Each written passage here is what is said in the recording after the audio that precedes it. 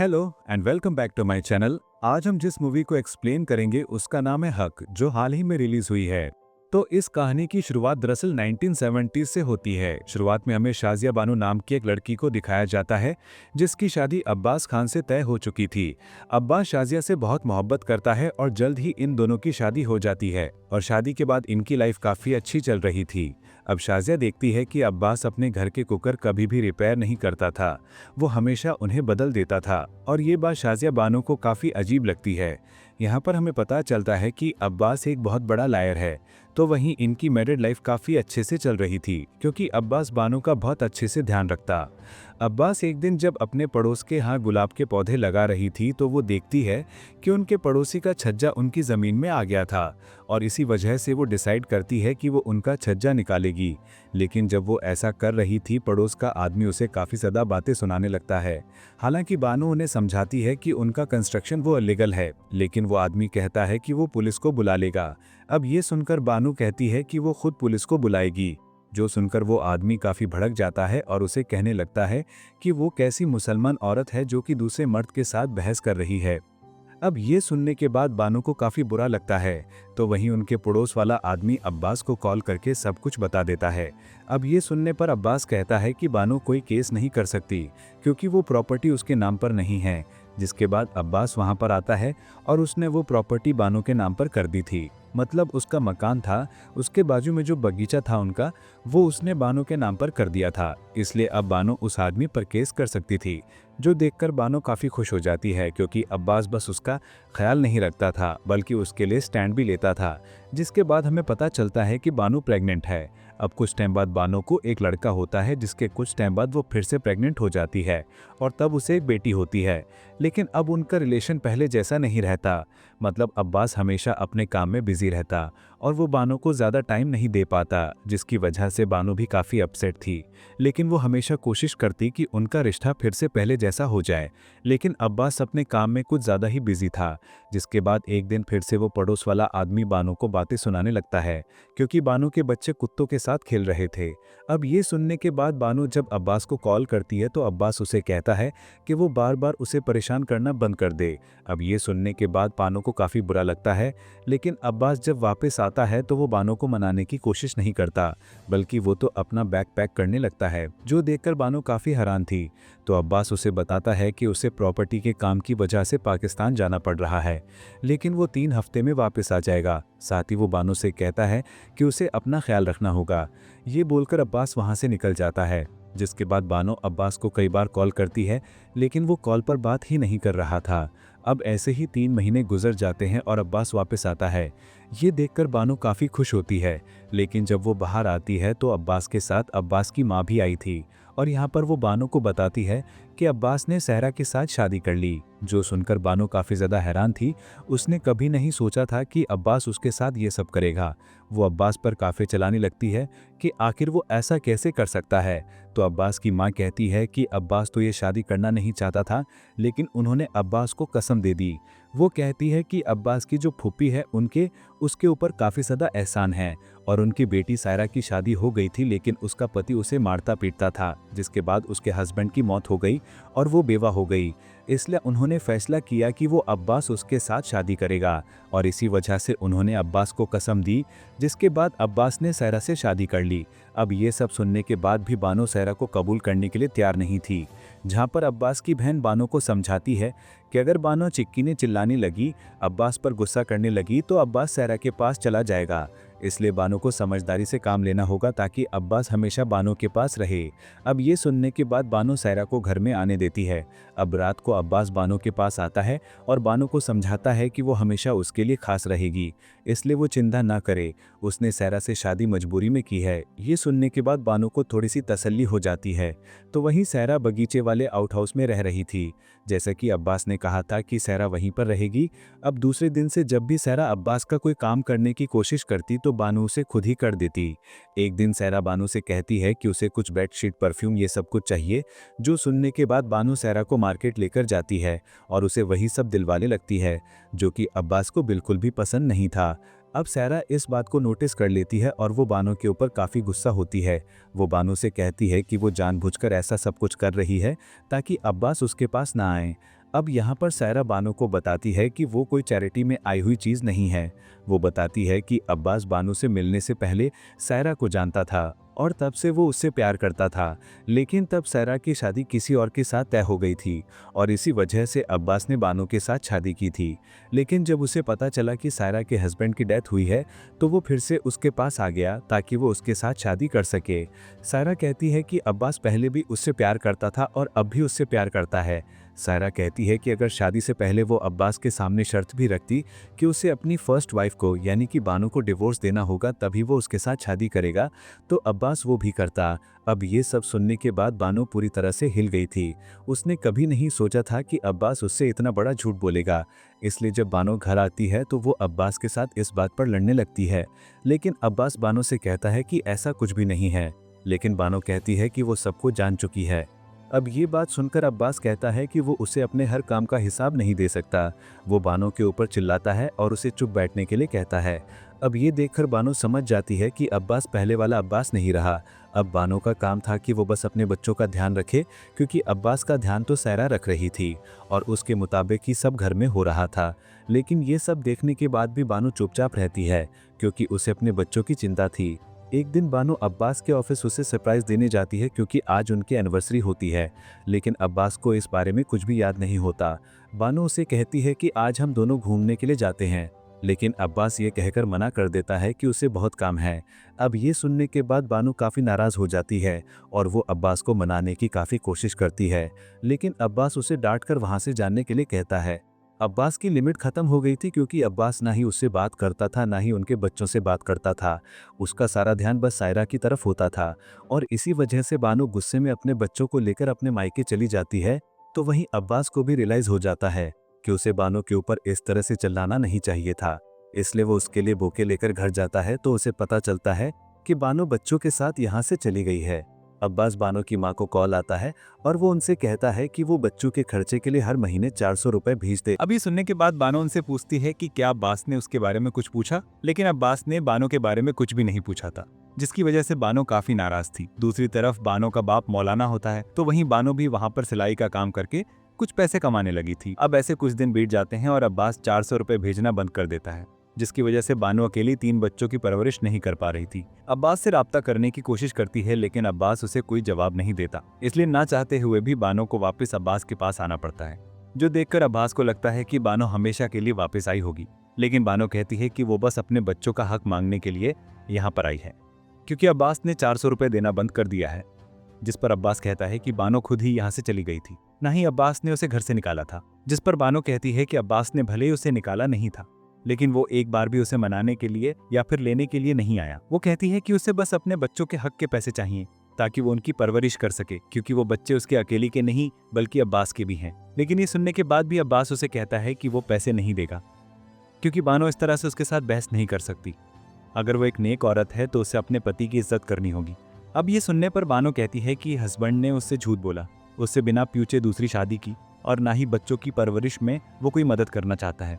ऐसे में बानो कैसे चुप रह सकती है? वो भले एक औरत है लेकिन वो एक माँ भी है, इसलिए वो अब उसकी बात नहीं सुनेगी। ये बोलकर बानो वहाँ से जाने लगती है। हालांकि सायरा अब्बास को समझाती है कि बस 400 रुपए की बात है, आखिर वो बानो के साथ इस तरह क्यों कर रहा है? वो इतने पैसे कमाता है तो 400 रुपए अपने बच्चों की परवरिश के लिए दे ही सकता है।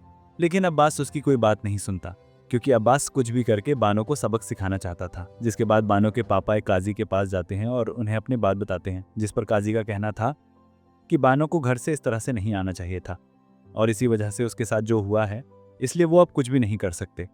ना ही वो अब्बास से कह सकते हैं कि वो उसे कुछ पैसे दे। अभी सुनने के बाद बानो के पापा समझ जाते हैं कि ये लोग उनकी बेटी का साथ नहीं देंगे, जिसके बाद वो बानो से कहते हैं कि बानो सही है और उसे अपने हक के लिए लड़ना होगा। ये रास्ता बहुत मुश्किल होगा, लेकिन वो हमेशा उसके साथ रहेंगे। अब ये सुनने के बाद बानो का भी हौसला बढ़ जाता है, जिसके बाद वो कोर्ट जाती है, लेकिन वहाँ पर उसका कोई वकील नहीं था। जज बानो से कहता है कि अगर बानो को अपनी शिकायत देनी है तो उसे सबसे पहले एक वकील की जरूरत है, उसके बाद ही वो कोई बात कर सकते हैं। साथ ही वो बानो को एडवाइस करता है कि इसमें मुस्लिम कोर्ट जाना चाहिए, क्योंकि ये सारे मैटर वहीं पर सॉल्व हो सकते हैं। लेकिन बानो कहती है कि वो वहाँ पर भी गई थी, लेकिन वहाँ पर वो लोग उसका साथ देने के लिए तैयार नहीं है। अब ये सुनने के बाद जज कहता है कि सबसे पहले बानो को अपना लॉयर हायर करना होगा। अब तभी वहाँ पर बेना नाम की लॉयर थी, जो बानो से कहती है कि वो उसका केस ले लेगी। बानो को बस ये कहना होगा कि वो उसकी लॉयर है। बेला के साथ वहां पर फराज भी था और वो दोनों मिलकर बानो का केस लड़ने वाले थे। अब बानो के पास लॉयर था, जिसकी वजह से अब्बास के ऊपर सेक्शन 125 के तहत केस रजिस्टर हो जाता है। अब ये सुनने के बाद अब्बास काफी हैरान था कि बानो ऐसा कदम उठा सकती है, लेकिन वो डिसाइड करता है कि वो भी इसका जवाब देगा। हालांकि सायरा उसे समझाती है कि वो ऐसा ना करे, लेकिन अब्बास उसकी कोई बात नहीं सुनता। तो वहीं बानो ने अपने पति के ऊपर केस किया था, इसलिए मुस्लिम कोर्ट के काजी उसके ऊपर गुस्सा थे। वो बानो से कहते हैं कि बानो का अपने लिमिट में रहना चाहिए था, उसे इस तरह से अपने हस्बैंड के ऊपर केस नहीं करना चाहिए। अब ये सुनकर बानो कहती है कि उसने कुरान पढ़ा है और वो जानती है कि उसका हक क्या है और कुरान क्या कहता है, और इसी वजह से वो अपने हक के लिए लड़ रही है ताकि वो अपने बच्चों को अच्छा फ्यूचर दे सके। वो कहती है कि उसके अपने लोगों ने भी उसका साथ देने से मना कर दिया। उनके यहाँ पर सारे ऐसे ही कानून हैं जो कि बस मर्दों का साथ देते हैं, बट कुरान में औरतों को भी हक दिए गए हैं और मर्दों को भी एक लिमिट दी गई है, लेकिन इसके बारे में औरतों को बताया नहीं जाता ताकि वो चुपचाप जुल्म सहती रहें। बानो कहती है कि वो जानती है कि वो सही है और उसका खुदा भी जानता है वो सही है, इसलिए वो पीछे नहीं हटेगी। ये बोलकर बानो वहां से निकल आती है। तो वहीं अब्बास की माँ बानो को घर बुलाती है ताकि वो बैठकर कुछ बात कर सके। अब बानो जब घर आती है तो वहां पर अब्बास की माँ बानो को समझाने लगती है कि उसे इस तरह से कोर्ट में नहीं जाना चाहिए था, घर का मसला है वो लोग घर में ही हल कर सकते थे, जिस पर बानो कहती है कि उसके पास दूसरा कोई ऑप्शन नहीं था। तभी वहां पर अब्बास आता है और बानो से कहता है कि उसने जो किया वो किया, लेकिन अब वो इसे जवाब देगा। ये बोलकर अब्बास उसे 3 बार तलाक बोलता है और उनकी मेहर की जो रकम थी 2000 वो डिवोर्स के साथ दे देता है, जिससे बानो पूरी तरह से टूट गई थी। जिसके बाद अब्बास कहता है कि बानो सेक्शन 125 तब तक उसके ऊपर केस कर सकती थी जब तक वो उसकी वाइफ है, लेकिन अब वो बानो को डिवोर्स दे चुका है और मेहर की रकम भी दे चुका है और अब बानो की जिम्मेदारी उसके ऊपर नहीं है। जिस सुनने के बाद बानो पूरी तरह से हिल गई थी। तो वही जब बीना को इसके बारे में पता चलता है तो वो बानो से मिलने आती है, जहां पर बानो उसे बताती है कि किस तरह से अब्बास ने उसे गलत तरीके से डिवोर्स दिया है। मतलब कुरान में लिखा गया है कि डिवोर्स ऐसे देने से पहले उन्हें 3 महीने का टाइम देना होता है, जिसके बाद दोनों परिवार वाले मिलकर बात करते हैं और उसका तलाक ना हो इसके लिए कोशिश करते हैं। लेकिन उसके बाद भी अगर हस्बैंड और वाइफ तलाक लेना चाहते हैं तो सबके सामने तलाक दिया जाता है, लेकिन अब्बास ने ऐसा कुछ भी नहीं किया। जो सुनकर बेला कहती है अगर ऐसा है तो बानो को चिंता करने की ज़रूरत ही नहीं है, क्योंकि अगर अब्बास ने उसे सही तरीके से डिवोर्स ही नहीं दिया, इसका मतलब उनका डिवोर्स ही नहीं हुआ और वो अभी भी अब्बास की वाइफ है और उसे उससे खर्चे के पैसे देने होंगे। अब ये सुन के बानो को फिर से एक उम्मीद मिलती है, जिसके बाद फिर से उनका केस शुरू हो जाता है। अब उनका केस हाई कोर्ट में चल रहा था, जहाँ पर अब्बास का कहना था कि उनकी लॉ के मुताबिक उसने बानो को डिवोर्स दे दिया है और अब बानो और बच्चों की जिम्मेदारी उसके ऊपर नहीं है। अब ये सब सुनने के बाद बेला कोर्ट में बताती है कि किस तरह से कुरान में लिखा गया है कि अब्बास को बानो को डिवोर्स देने से पहले उसे इन्फॉर्म करना था, साथ ही उसे दूसरी शादी करने से पहले भी बानो को इन्फॉर्म करना चाहिए था, लेकिन अब्बास ने कोई भी रूल फॉलो नहीं किया। अब अब्बास जब ये सब सुनता है तो वो अचानक से पीछे हट जाता है, मतलब कोई भी बात नहीं करता।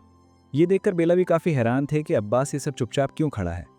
तो वही कुछ सालों पहले ऐसे ही ताहिरा नाम की लेडी का केस हुआ था, जो कि सुप्रीम कोर्ट तक गया था और तब सुप्रीम कोर्ट ने ऑर्डर दिया था कि उस अहिरा के हस्बैंड को उसे लाइफ टाइम मेंटेनेंस देना होगा। और उसी का रेफरेंस लेते हुए बेला कहती है कि वैसे ही अब्बास को भी बानो को मेंटेनेंस के पैसे देने होंगे। अब ये सुनने के बाद अब्बास कुछ भी नहीं कहता, तो वही जज ऑर्डर करते हैं कि अब्बास को हर महीना 122 रुपये बानो को देने होंगे। अब हालांकि ये पैसे कम थे, लेकिन फिर भी बानो इसके लिए तैयार थी, क्योंकि वो उसने अपने हक के लिए लड़ाई की थी और वो जीत गई थी। लेकिन अब अब्बास को देखते हैं, जिसका प्लान कुछ और ही था। एक्चुअली अब्बास ने जानबूझकर यहाँ पर हार मान ली थी ताकि वो इस केस को सुप्रीम कोर्ट तक ले जा सके, क्योंकि ताहिरा के केस में सुप्रीम कोर्ट ने फैसला सुनाया था कि वाइफ को मेंटेनेंस के पैसे मिलने चाहिए थे और इसी वजह से अब्बास इस फैसले को चैलेंज करना चाहता था। अब सुप्रीम कोर्ट का फैसला सुप्रीम कोर्ट ही चेंज कर सकता है और इसी वजह से अब्बास ये केस जानबूझकर हार गया था, क्योंकि अगर ये केस वो जीत जाता तो वो सुप्रीम कोर्ट के लिए अप्लाई नहीं कर सकता था, लेकिन वो हार गया था तो वो अप्लाई कर सकता है। अब इस बात को बेला अच्छे से समझ जाती है और वो अब्बास से कहती है कि वो भी सुप्रीम कोर्ट में लड़ने के लिए तैयार है। तो वही बानो के गांव वाले उनके पर काफ़ी गुस्सा थे, क्योंकि उनका कहना था कि बानो जो कर रही है वो काफ़ी ज़्यादा गलत है, वो अपने मजहब के खिलाफ जा रही है, इसलिए वो उसके घर पर अटैक करते हैं। अब ये देखकर बानो समझ जाती है कि वो यहाँ पर सेफ नहीं रह सकती और ना ही वो अपने घर वालों को और ज़्यादा तकलीफ में डालना चाहती थी, इसलिए बानो एक काफ़ी बड़ा फैसला करती है। उसे याद आता है कि अब्बास ने बगीचे वाली ज़मीन उसके नाम पर की थी, जहाँ पर उनका आउट हाउस था, इसलिए बानो अपने बच्चों के साथ वहाँ पर शिफ्ट हो जाती है और अब्बास भी उसके लिए कुछ नहीं कर सकता था, क्योंकि उसने खुद ही वो ज़मीन बानो के नाम की थी। अब ये सब देखकर सायरा अब्बास को समझाती है कि वो इस तरह से बिहेव करना बंद कर दे और सुप्रीम कोर्ट में अपील ना करे, लेकिन अब्बास उसकी कोई बात सुनने के लिए तैयार नहीं था। जिसके बाद सायरा बानो के पास जाती है और उससे कहती है कि आखिर वो ये सब क्यों कर रही है। जिस पर बानो कहती है कि जब सायरा शादी करके यहाँ पर आई थी तो बानो ने उसे एक्सेप्ट कर लिया था, लेकिन जब सायरा ने देखा कि बानो उसके रिस्पेक्ट नहीं करती तो उसने अब्बास का सारा सच बानो के सामने बता दिया, ये जानते हुए भी कि जब अब्बास का सच बानो के सामने आएगा तो उनके भी झगड़ा होगा। लेकिन फिर भी सायरा ने सच बताया क्योंकि वो चाहती थी कि उसे भी वो रिस्पेक्ट मिले जो वो डिजर्व करती है। बानो भी ये सब इसलिए कर रही थी क्योंकि उसे भी रिस्पेक्ट चाहिए।